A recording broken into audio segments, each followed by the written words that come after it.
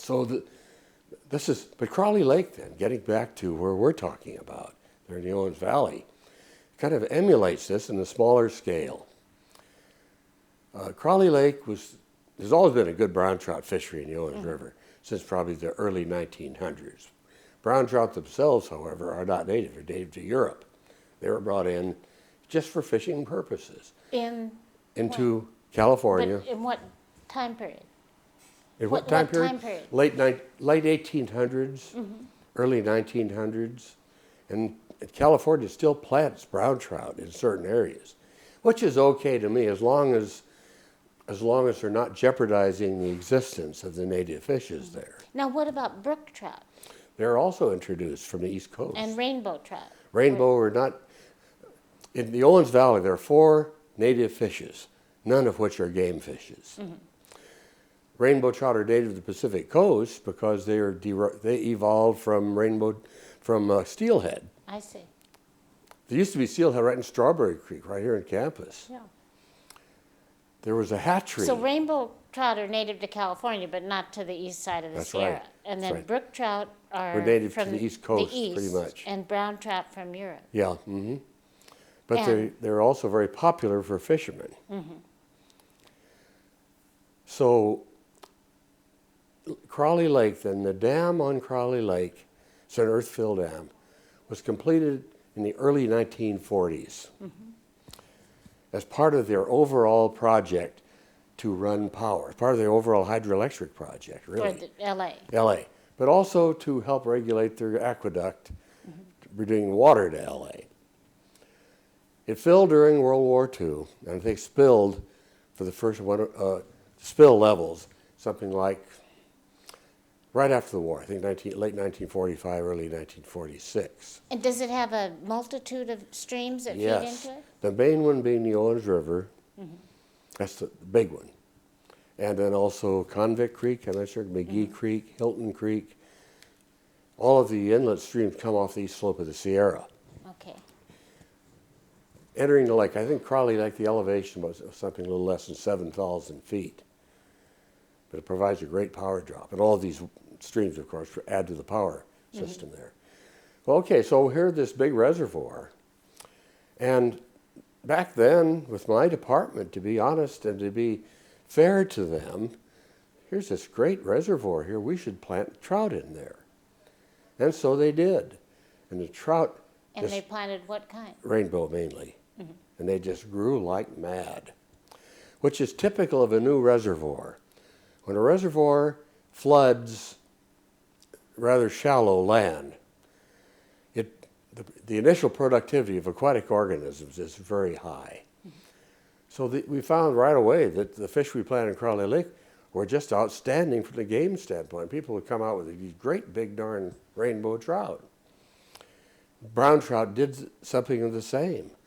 There are photographs there in the fishing office, which is run by the LA Department of Parks and Recreation, that show, I think there's one guy there with a 20 1/4 pound brown trout. A huge thing. It looked like somebody got out of the ocean. Yeah. So along with that, though, there are native fishes in Crowley Lake. There's a chub there. It's a genus Gila, Gila. Well, one time, and show if you run into here, the chub population is pretty good. And a little later on, probably in 15 or 20 years, that huge initial productivity starts to drop off. Because it's a less rich environment? Yes, exactly. And right away, the local business people think, got to be a reason for this. And they didn't care what we said. To them, it was these non-game fishes, the suckers and the chubs. Those are the ones that are eating the food that our trout should eat, when there's practically no overlap at all. And this is a marvelous story, and I've written this. I got a call one day from the head of the Chamber of Commerce up there at Crowley Lake, wondering what we were doing to get rid of the chubs in Crowley Lake that were competing with the rainbow trout. That same afternoon, I received a call from Professor Hubbs down at Scripps, asking what we were doing to preserve them. The same afternoon? Yeah, the same day. Coincidentally, or had he been aware? No, well, it was a coincidence that happened the same day. All we knew about these two different forces. So that shows how people view these resources. Now, when was that? This would have been probably early 70s. Oh, that was later on, not... Yeah, oh yeah, no, not right away. Yeah, this would have been the early 70s when I got this call from Carl down there at Scripps. So people just view things that, Yeah. A good friend of mine says, where you stand depends on where you sit. Well, you also, I wonder if you could give a picture of what the fishing was like there. Was it a Okay. difficult place to get to? You described to me... Crowley Lake is right off of US 395, the major arterial between LA and Reno. All 4 lane through there now. Road is within a mile, you're at Crowley Lake off of that highway, a nice paved road. And so you could pull up your car and get out your... You can do that. There's a fee. You got to get a boat permit. And virtually, well, not all of it's boats, but mainly boats. People come up and you bring up such huge things.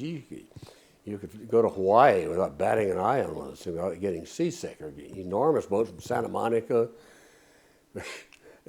And people with their yachting hats and so on, but all fishing and doing really well. There at Crowley, the fishing game department, you still do this. You can plant the fish, we call them sub-catchable size. They're about maybe 6 inches long, perhaps 15 or 16 to the pound. That's where you measure sizes on trout. Put them in there, when the season ends. It's only a 3-month season, in say early August. And those fish will grow to a pound apiece over winter. And so when Crowley Lake opens up, there's this huge mass of fishermen go there. And one time we ran a very careful statistical analysis about how many people were actually there by counting boats. There was restricted access. We knew exactly what was there. And there were something like 12,000 people fishing from about 5,000 boats, all at the same time in those opening 2 days. At the same time? Yeah, and to show what they were doing, the first weekend, over 80,000 pounds, which is 40 tons of trout, were taken by these people. And I calculated the dimensions of a cone one time with that many fish that would weigh that much. Something like 25 feet at the base, maybe 40 feet high. It's a huge pile of trout. So, but that's what, and the lake retains some of that popularity. It's dropped down a fair amount. The department then, run by very good biologists who understand these things, has changed some of their stocking patterns and whatever. It's nowhere near as productive as it once was, but the fishing is still very good there in the opening. And does Fishing Game run the fishing operation, or No, LA? no. We plant the fish. The people from LA run the boating concessions and all of the recreational facilities. So this was kind of your two extremes. You've Yeah. got the Owens Valley pupfish, and you've got this Crowley Lake thing, which you had a responsibility for. Yeah.